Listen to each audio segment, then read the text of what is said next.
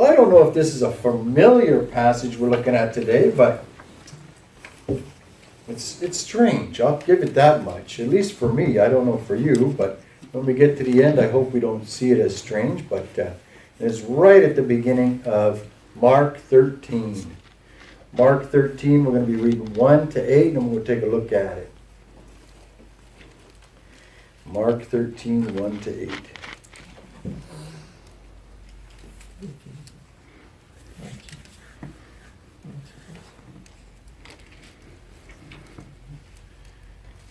And it reads as follows. As he was leaving the temple, one of his disciples said to him, "Look, teacher, what massive stones, what magnificent buildings." "Do you see all these great buildings?" Jesus replied.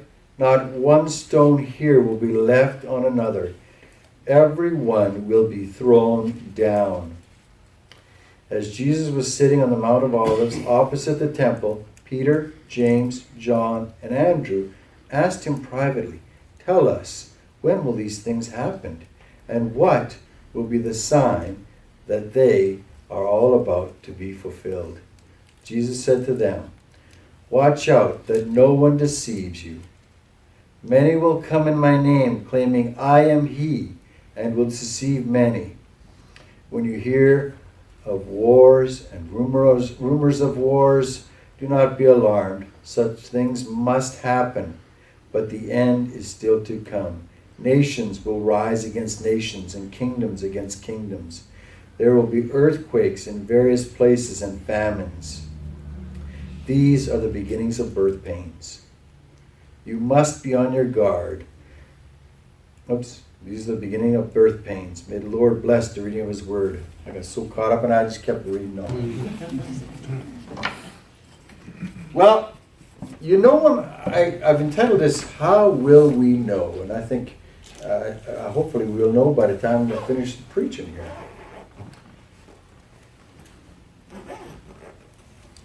There are times I sit down to prepare a message, and sometimes I read the passage and I have a funny story or an interesting story or something that's happened to me this past week that really applies to the story. So I use that and I kind of set the mood, set the atmosphere, if you will. But when I was looking at this passage and reading through it and going through it and looking at different commentaries, I even looked at some other times when I preached on this passage before, just to try to get an understanding. Because on the surface it looks pretty straightforward, but as we dig deeper, I think we'll find there's a lot more to this. And I think the number one thing, for me, is there's such a big shift in this passage. I must admit there's a big shift. So instead of starting with a story, because I couldn't start with a story and then tell everybody we got to shift to something else, I think we just go right to the passage. So here we go. We have Jesus and his disciples in the temple. And it seems like a nice day, wonderful day. I like taking road trips around Pennsylvania, and there's many times we see different buildings or structures, and it's just like, wow, that looks beautiful, or look at that looks fancy, or even just things in nature we say, wow, look at that waterfall, or whatever we come across. And I think that's where they were this time. It was a fun time. It was an enjoyable time. The disciples had a good fellowship with Jesus. They were getting along, walking around, getting taught. It must have been just a fantastic time. And we picked up right where we left off last week with that wonderful time that Jesus took the disciples aside. And I always said, boy, if Jesus got time to sit down and talk with people, we all do, because he was a very busy man. And he talked about the widow giving the 2 copper coins. And apparently we had the widow in service last week because we've got 2 cents there. I don't know. Maybe I haven't. But it was a good time and things are going well. And they're walking around. They're looking at the temple. And I think we need to keep in mind, many of the disciples, were fishermen. They came from small villages and had small, areas they lived in and just menial backgrounds. They weren't from big cities or lived fancy, rich lives or anything. So I can imagine, I can not even begin to imagine what it would have been like for them to see this huge temple.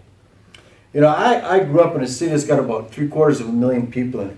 I saw huge buildings, so I got used to buildings. I lived in Ottawa, and across the river in Ottawa is the second largest government building in the world after the Pentagon. This thing just goes on forever. You look at it, and it takes it all in. And even after all that, I took a trip to Manhattan. And if you've ever been in Times Square, and all the billboards and the buildings, and even I was just like, wow, this is amazing. Even though I've seen it in movies and magazines and all the rest of that. It's just amazing. I went there, and then we went the next day to see all the other tourists looking foolish, looking around and taking this all in. So I get where this disciple is coming from. When he's looking at the temple, he says, wow, what a wonderful temple. What a fantastic place.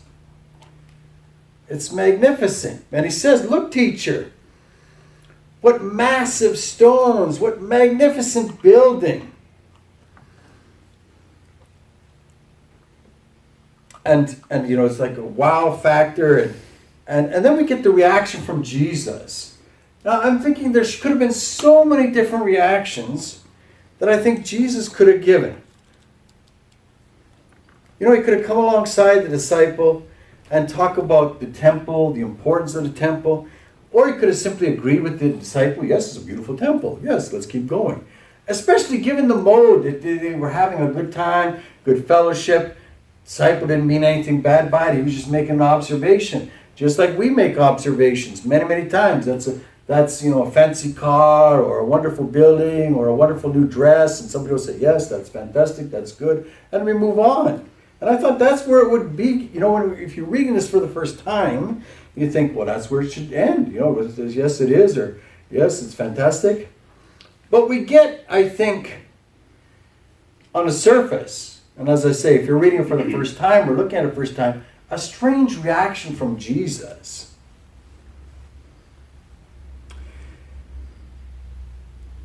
Because so many of Jesus' disciples, I think, unfortunately, because of their background, were idolizing different things. And different things, even in that society, were very sacred to the disciples, to the everybody in general. I think Jesus really wants to make sure that we know what is important. He wants them. And he wants to know what the place the temple has, as opposed to him and his ministry. And Christ had complained, that the temple was a den of thieves when it had been turned over. And he cared for the temple. So you'd think he would be like, yes, it's a wonderful place, a beautiful place. And as I said, these people had never seen anything. They came from Galilee and different places. And they'd never seen great structures or physical things. So it would have been a fantastic sight for them. But we see that reaction. And Jesus doesn't just, saying, you're a fool if you think this is anything. He turns it into a wonderful, teachable moment, which Jesus does so many times. He turns a negative to a positive all the time. And even a positive to an even more positive, as we see here. Because Jesus gives a response, and I'm sure they were all, do you see all these great buildings? Replied Jesus. Not one stone here will be left on another. Everyone will be thrown down. What a great shift. What a fantastic shift. From a fine, wonderful, sunny afternoon or whatever they were looking, and look at the one to the temple being destroyed. Something that people kept so sacred. And Jesus is saying this is going to be destroyed. They had great value of it. But Jesus looks with pity on ruined souls, and he puts great value on that. He doesn't care about the temple. He cares about your soul. He has little concern for buildings and temples and all the structures that it would be. And I wanted to get a handle on just what the temple would have been like. Even the smallest stones, which the disciples are seeing for the first time, even the smallest stones of the temple would have been between 2 and 5 tons. And I'm told that some of the stones of the temple would estimate up to 570 tons. These are huge stones in a huge temple. And all of it, he says, all of it's going to be thrown down. Not just, there's going to be a little damage. Not just, you might have to deal with a few things. All of it will be thrown down. And I think when he says that, and what really reinforces it, is that there's no chance for repair. There's no chance to rebuild it. Because everything is going to be thrown down. Everything. He says it's going to be ruined. And I think the disciples might have been, now this is just stretching a bit, but I don't think it's too far of a stretch. I think the disciples would have looked at this and said, we have the Messiah. We're preaching and teaching in the temple around the world, in the world that they were in at that time. I think, when everything plays out, we're going to have a place in this temple. When Jesus comes in his glory, we'll probably be in his temple as well. We'll be leaders. We'll be religious leaders. And this will be our place, and things will be going well. And we're making lots of plans, and I'm sure they were going through a lot of things because they would have to be thinking of what's going on. And then Jesus saying, no, this is not even going to be here. So I think they'd have to stop and rethink everything. From a thing where they thought we'd have a place of honor in the temple to this temple's not even going to be here.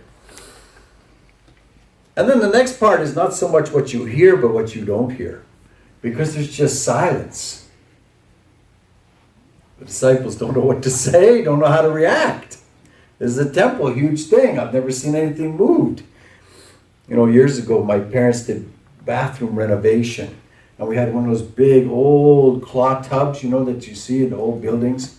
And it had been there. I'm just a little kid. It's been there all the time. And they said, we're getting rid of that. We're going to put a new tub in, And to see the tub getting picked up and moved, you thought, that never moves. You don't move a tub never moves. And here it's moving. So I can't even comprehend how these disciples are thinking, this is all going to be ruined. All put aside.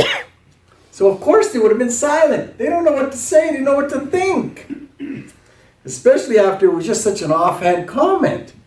Like many of the times we look at Jesus and he's coming up against the Pharisees and the scribes and the Sadducees. And we know, and I think the disciples were kind of in the background going, yes, Jesus, tell them what we know. Tell them what for. But here it's like, it's beautiful. It's a beautiful temple. Not trying to cause a ruckus, just making a point. It's like, it's going to be thrown down. It's like, well, where do we go from that?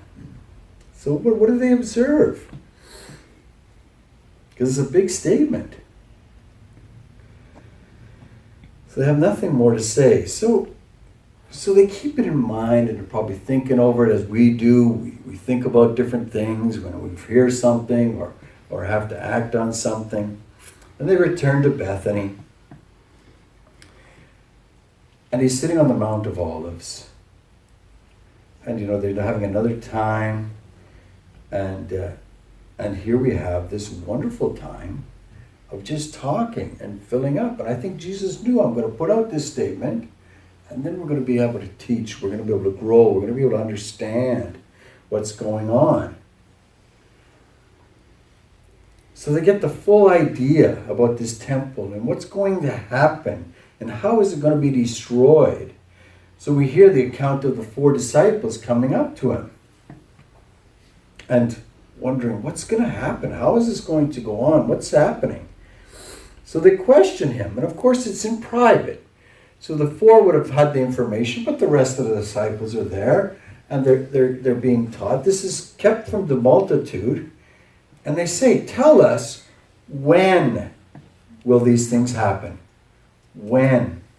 I love the faith of the disciples. When somebody has said that, after what they've been through, what they've seen, what it means to them, and we've had different times and situations where people have said, no, Jesus, you're wrong. No, that's not how it should be. They knew that's how it should be, and they knew that's how it was going to be. And sometimes we need to look at it that way in our Christian walk. Not why, but when. And that's how they approach it. When? Not will it happen, but when. And I love how Jesus responds. I love this wonderful dialogue they have with each other. We ask when as well, but we know that Jesus didn't set a date or a time, or they weren't looking for a date or a time.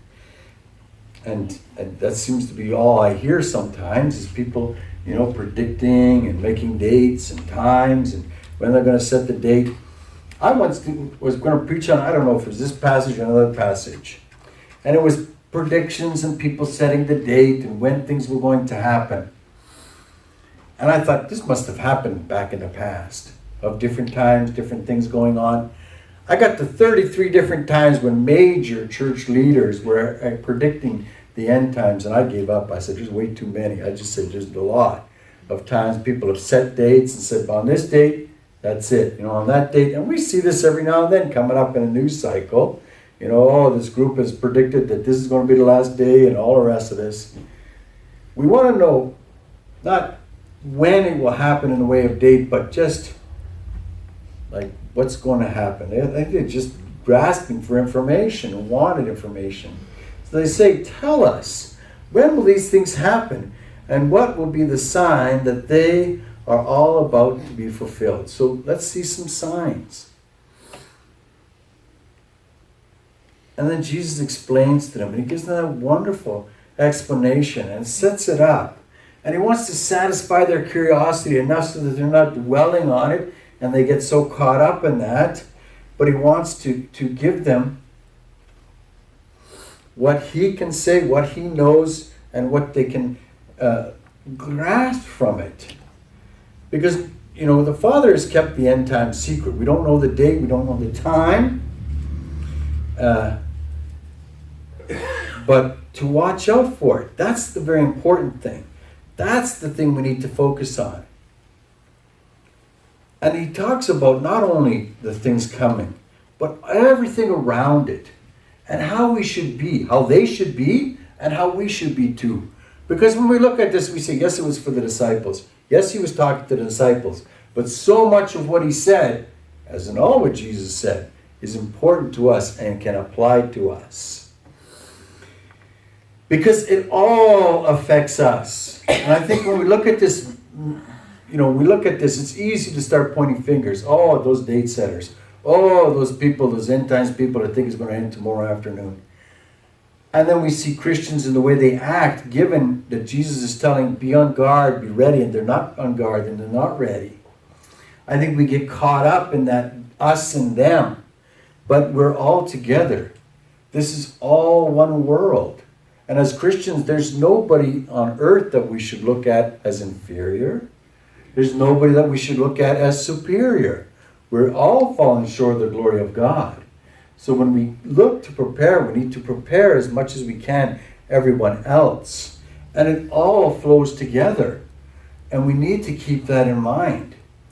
We can isolate this story and say, yes, it's just for us, or yes, it's just for the disciples, but it's for everybody. Even for the unsaved, even for everybody. And I was reminded when I was preparing this message of a wonderful story. And I think, we need to keep it in mind in many things, and many attitudes we have. A father and a boy were out fishing one day, and then the boy starts laughing. And the father doesn't know why the boy is laughing. They're in the middle of the lake in a boat fishing, having a wonderful time, nothing to laugh about. And the boy says, there's a leak in the boat. And the father gets concerned. He says, that's not good. Why are you laughing? That's nothing to laugh about. And the boy says, yes, but the leak is at your end of the boat, so I don't have to worry about it. And the father quickly tells him, no, we all have to worry about it. And that's what we all have to do, is keep this in mind. So we need to keep this in mind. And because it affects us all. Many times we need to say how we are presenting ourselves to the world. And we can get into debates on how we should be and what we should do and what we shouldn't do. But just to say that, we need to be on guard. So Jesus continues, when you hear of wars and rumors of wars, do not be alarmed. Such things must happen, But the end is still to come. Nations will rise against nations and kingdoms against kingdoms. There will be earthquakes in various places and famines. These are the beginnings of the birth pains. Unfortunately, we live in a fallen world, and there's sin in the world, and we know too often and too well of wars and kingdoms and nations rising against each other, and we've seen it, or we hear it, or we've lived it out, and yet it is yet to come. So these are things that are going to happen. And so many times nations and people get distracted by this and focus on this. Yes, we need to focus on it, but we can waste so much in war. And we do waste so much in war. You know, Christ was born into this world to save it, to save this world. But he tells of what is going to happen, what they must endure. And it goes so much more and so bigger than just the temple. And he wants to have peace, but how do we obtain this peace? And that's the big important part. Because he says, don't be troubled in all that. Just when he lays down all that stuff, don't be troubled in all that. And war brings trouble to so many different people for so many different reasons. But let not be a terror to you as Christians. You're going to see these things. They're going to happen. That's the way it's going to happen. This is for a purpose, so that things get accomplished and things get done the way God has ordained it to be done. So there will be pain, there will be heartache, but let's not focus in the world.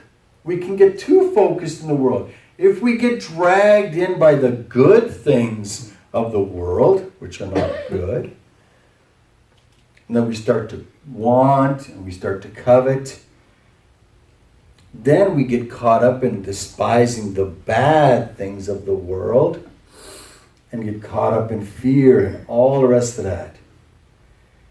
So we need to, if we rise with the world, we'll fall with the world. And that's what I think Jesus wanted them to know, is be on guard. Don't get caught up. And then he says, look for signs. You will see these things, and they will happen. And I know time and time again, the least little thing happens, and somebody says, oh, that's a sign of the end times. That's a sign of the end times. That's a sign of the end times. And I think sometimes we overplay it and on. And I think they missed the point of the passage and what Jesus was trying to say to the disciples. Because we know this is going to happen.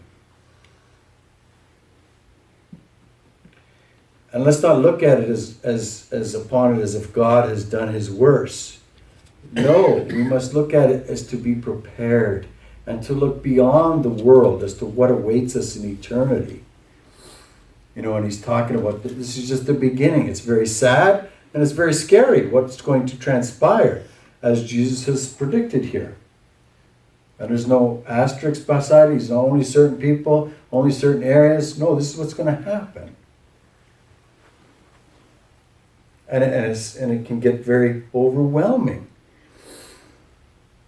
But we need to stay focused. And if we focus on the Lord, because we do not have to be troubled. And that's the way we need to be. Yes, there's going to be fear, but that fear should bring us to a loving relationship with Jesus Christ and say, this is going to transcend anything that's going on around me right now. Anything. And that's what will give us that peace of mind. Because we need that peace of mind. When we have that holy security, when we focus on the Lord and not draw away from Christ, not to diminish the power of Christ. And that's what Christ wants us to do, to draw near to him. And he even goes on, you must be on your guard. You will be handed over to local councils and flogged in the synagogues on account of me, and will stand before governors and kings as witnesses to them. We see what happened to the disciples. We see and hear what happens to Christians every day. And we see the fallouts of war and even just small public quarrels and different interactions. But we need to stay focused. We need to stay true. Because people will come against us as Christians. You know, we live in a country where we're so blessed. We don't have to worry about persecution as much as just other countries close by to us, and countries you don't think there would be any persecution in. And so much so, I think what we really need to focus on is groups will come together that normally would not come together just to fight Christians. We saw this in Jesus' time. There was groups that had nothing to do with each other, but as soon as they could come together against Jesus, they put aside their differences and worked together. Wouldn't it be good if the church put aside its differences and worked for good instead of evil? But we see this. So Jesus doesn't want the disciples to be unaware. He doesn't want us to be unaware. And that's something we need to take heed of. And I think preachers that preach prosperity gospel should read this passage and say things are not going to be good on the surface. But when we enter the kingdom of God, it will all pale in comparison. We won't have anything to worry about.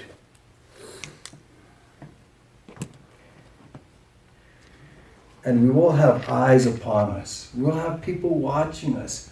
How we deal with adversity. That's not to say we're perfect. That's not to say we're never going to have times of challenge or anything like that. You know, I had a discussion this past week with a group of pastors. And it irks me because one of the pastors was saying, I was talking with a group of people, and one of the persons said, I don't go to church anymore because the pastor ran off with a secretary or some story. I didn't get the details, but I knew at the time what the details were, but I didn't commit them to memory. But just to say that he didn't go to church because of what the actions of a pastor. And I thought, you know, that's the most foolish thing I ever heard in my entire life. You know, I lost my van this week. The motor overheated. That was it. It's gone. But that doesn't mean I'm going to say, you know, I had a bad example with vehicles, so I'm not going to drive a vehicle anymore. No. And it's the same with churches. That's the same way we should be. Not to say that we can just do what we want, but know that we need to have faith in Jesus Christ and stay focused.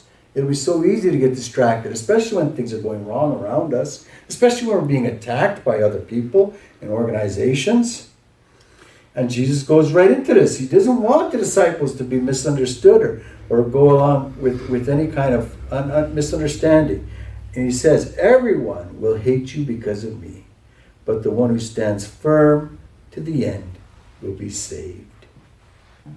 So we're going to have a lot of hate. We're going to have a lot of things in the who knows, in the near future, or maybe in a far off distant future. But things will happen, and things will go on like this. And there's nothing wrong with us. But if we stay true, and we see how the disciples, they called Jesus by name. They called upon his name. They preached his name. They even did miracles in his name. And the world hated them because they loved Jesus and their relationship with him. And it even goes further, one step further. Jesus is on a roll here. He says, brother will betray brother, and father and child. Children will rebel against their parents. And he just keeps going on. Because he doesn't want anybody to be fooled. You know, a lot of times when Satan deceives us, he only tells us the upside, never tells us the downside. Jesus wants everybody to know the upside and the downside. And he even goes on to the different things that will happen to them. And how they will react. And what they will do. And the Roman powers and authority that will take Jesus over. And you know the old adage, if they're attacking Jesus, it won't be long and they'll be attacking us. And the disciples knew that after Jesus was crucified. So that's the focus today, and that's what we need to keep in mind. And it's strange how it started with just a simple comment from one of the disciples. I don't think he was looking for any kind of thing, but just a, yes, that's a beautiful temple. Yes, that's a wonderful building. But we see how Jesus used that, and he uses many other times, as wonderful teachable moments. Wonderful teachable moments. And that's what we need to do. That's what we need to stay focused on.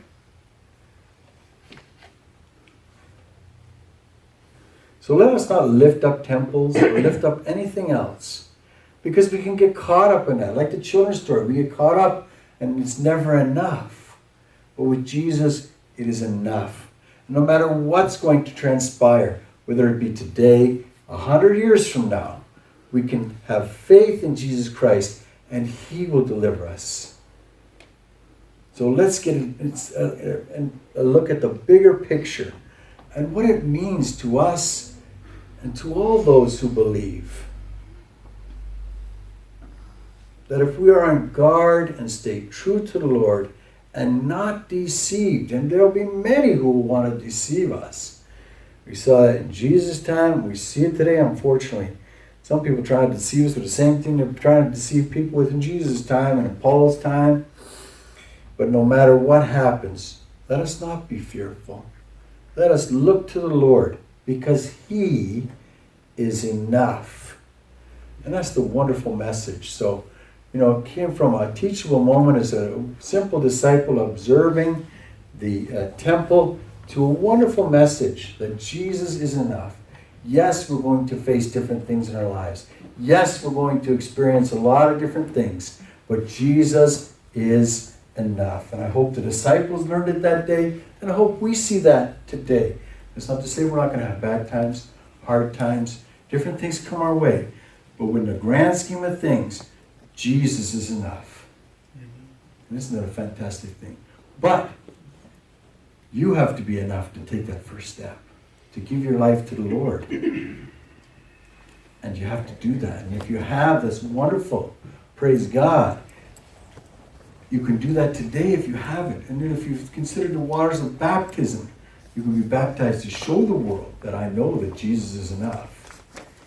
And then just wherever you're in your walk, you might be saying it's a beautiful day, a beautiful temple. And Jesus is there to say, it's not always going to be beautiful, but I'm here with you. And I am enough. If you feel any way, come forward today and I will pray with you as we close our service. Let us pray. Heavenly Father, I thank you for this day. Thank you we could be in your house, Lord. And no matter what comes our way, always let us look to you, because you are enough. Amen.